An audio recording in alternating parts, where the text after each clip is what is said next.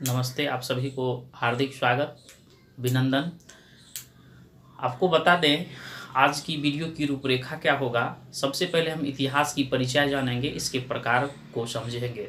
Next video से हम इतिहास की क्रमबद्ध तरीके से आपको वीडियो हम प्रोवाइड कराएंगे, चैप्टर बाय चैप्टर। तो अभी समझते हैं इतिहास क्या होता है। इतिहास बीता हुआ काल समान रूप से जाना जाता है, लेकिन इतिहास सिर्फ बीता हुआ काल नहीं, बल्कि जब उसका प्रमाण उपलब्ध हो, साक्ष्य हो, तथ्य हो, तभी वो इतिहास होता है।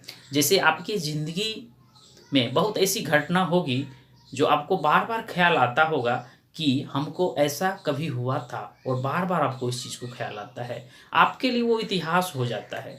इसी तरह पूरे देश, पूरी दुनिया में बहुत ऐसी घटना हुई जिसका उल्लेख है, तथ्य है, साक्ष्य है, प्रमाण है, तो हम कहते हैं ये इतिहास है। जैसे 1857 की क्रांति हुई, इसका प्रमाण है, हम समझते हैं ये हमारे इतिहास के विषय वस्तु हैं। 1947 में भारत आज़ाद हुआ, उसका प्रमाण है, हम कहते हैं ये इतिहास का ही विषय है। अर्थात इसे इतिहास वो होता है जिसका बीता हुआ काल के साथ साथ उसका प्रमाण तथ्य उपलब्ध हो, वो इतिहास कहलाता है। इतिहास कला भी है, इतिहास विज्ञान भी है। और इसे तो आप सब्जेक्ट में देखेंगे तो इतिहास को सिर्फ कला ही कहते हैं, लेकिन जो विषय क्रमबद्ध तरीके से अध्ययन किया जाता है वो विज्ञान कहलाता है। अर्थात आप इसको कला और विज्ञान दोनों समझ सकते हैं। इतिहास की प्रकार को हम समझते हैं। इतिहास 3 प्रकार का होता है: प्रागैतिहासिक काल, आदि ऐतिहासिक काल और ऐतिहासिक काल। प्रागैतिहासिक काल होता है जिसमें लिखित साक्ष्यों का अभाव होता है, लेकिन पुरातात्विक साक्ष्य उपलब्ध है, तो ऐसे को हम प्रागैतिहासिक काल कहते हैं। लिखित साक्ष्य कहने का तात्पर्य वो लिखा हुआ कोई ऐसा चीज़ नहीं मिला है जिसके आधार पर हम कह सकते हैं कि वहाँ की रहन सहन, उसकी लाइफ स्टाइल इस तरह का हुआ होगा। सिर्फ हम उसके द्वारा जो उपयोग वस्तु है उसी के आधार पर कह सकते हैं कि वहाँ की लाइफ स्टाइल और व्यक्ति की जिंदगी पद्धति, जीने की तरीका इस तरह था। अर्थात ये पुरातात्विक साक्ष्य के आधार पर ही हम प्रागैतिहासिक काल के बारे में हम समझते हैं। प्रागैतिहासिक काल में पाषाण काल आता है। इस पाषाण काल जो है 3 वर्गों में बांटा गया है। पाषाण काल को सबसे पहला पूरा पाषाण काल, दूसरा मध्य पाषाण काल, तीसरा नव पाषाण काल। पूरा पाषाण काल में शिकारी किया करता था, आदि मानव एवं खाद्य संग्रह मतलब जो खाने की वस्तु, कंद मूल फल वगैरह सब जो है ये खाद्य वस्तु इकट्ठा करते थे। वो जहाँ रहते थे, जहाँ निवास करते थे, वहाँ के आसपास के जब ये शिकारी जानवर और कंद मूल फूल वहीं ये जाके निवास करते, जब वहाँ खत्म हो जाता था कहीं दूसरा जगह जाके बसते थे।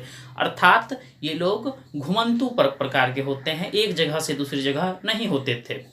और इस तरह पूरा पाषाण काल में शिकारी और खाद्य के द्वारा ही अपनी जिंदगी को यापन करते थे।